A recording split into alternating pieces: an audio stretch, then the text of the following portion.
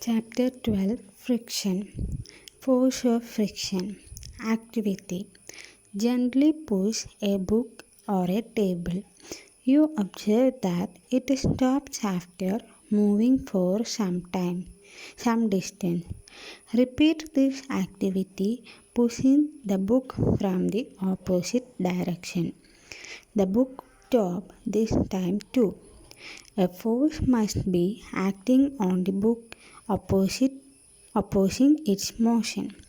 This force is called the force of friction. If you apply the force along the left, friction act along the right. If you apply the force along the right, the friction act along the left direction. In both cases, the force opposes motion of the book. The force of friction always opposes the applied force. The force of friction acts between the surface of the book and the surface of the table. Factors affecting friction. Friction is caused by the irregularities on the two surfaces in contact.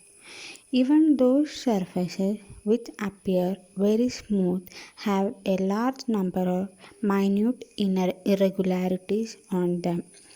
Irregularities on the two surfaces lock into one another. When we attempt to move any surface, we have to apply a force to overcome interlocking.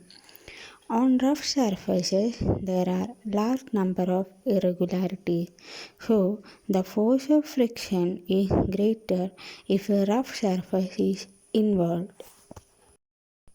It is obvious that the force of friction will increase if the two surfaces are pressed harder. You can experience it by dragging a mat when nobody is sitting on it and when a person is sitting on it. The force required to overcome friction at the instant an object starts moving from rest is a measure of static friction. The force required to keep the object moving with the same speed is a measure of sliding friction. When the box starts sliding, the contact point on its surface do not get enough time to lock into the contact point on the floor. The sliding friction is slightly smaller than the static friction and you find it somewhat easier to move the box already in motion than to get it started. Friction, a necessary evil. How difficult it is to move on a wet, muddy track or wet marble floor. You could not write with pen or pencil if there were no friction. When your teacher is writing with chalk on the blackboard, its rough surface rubs off some chalk particles which stick to the blackboard. If an object started moving, it would never stop if there were no friction. Had there been no friction between the tires and the road, they could not be started or stopped or turned to change the direction of motion. You could not fix a nail on the wall or tie a knot. Without friction, no building could be constructed. Friction is an evil too.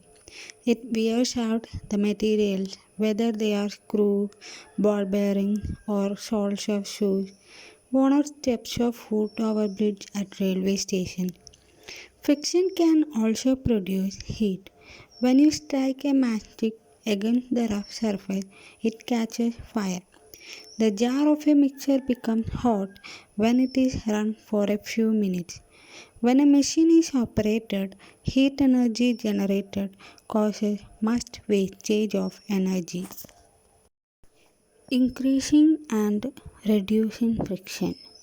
The sole of shoe is grooved to provide the shoes better grip on the floor so that you can move safely. The treaded tires of car, truck and bulldozers provide better grip with the ground. We deliberately increase friction by using brake pad in the brake system of bicycle and automobile. When you are riding a bicycle, the brake pads do not touch the wheel. But when you press brake lever, this pad arrests the motion of the rim due to friction. The wheel stops moving.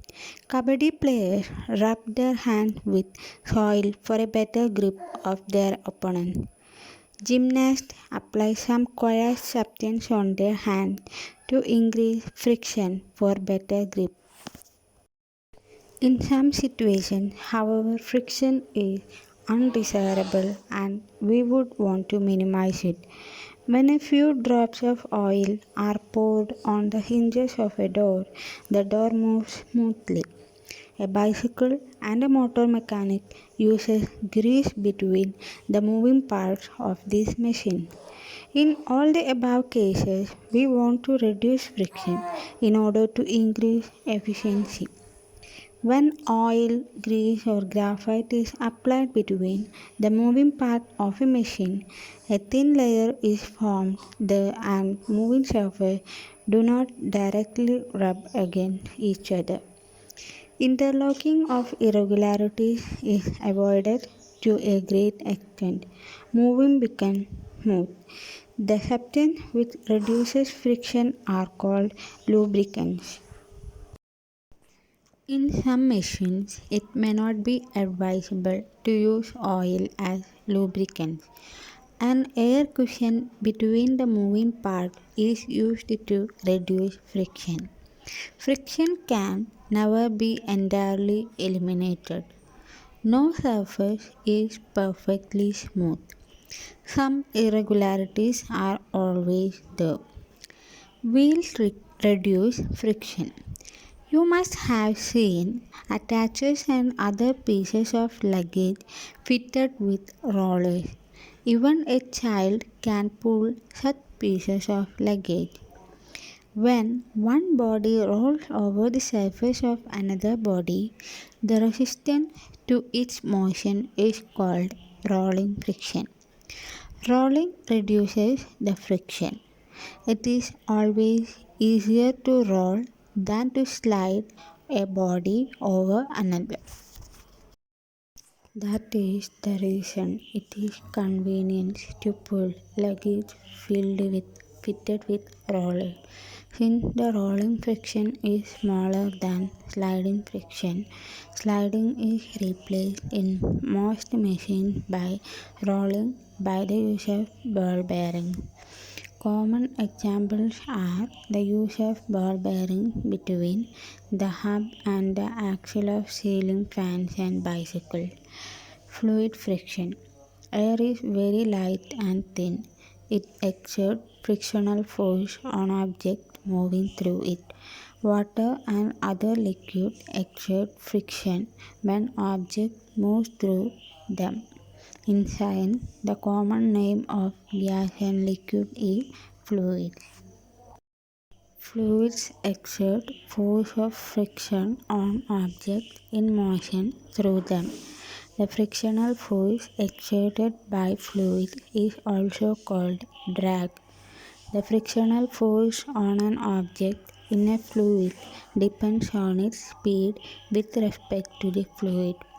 The frictional force also depends on the shape of the object and the nature of the fluid. It is obvious that when objects move through fluid, they have to overcome friction acting on them. In this process, they lose energy. Efforts are made to minimize friction, so objects are given special shapes. Birds and fishes have to move about in fluids all the time. Their bodies must have evolved to shape which would make them lose less energy in overcoming friction. Their bodies must have evolved to shape which would make them lose energy in overcoming friction. In fact, all vehicles are designed to have shape which reduces fluid friction.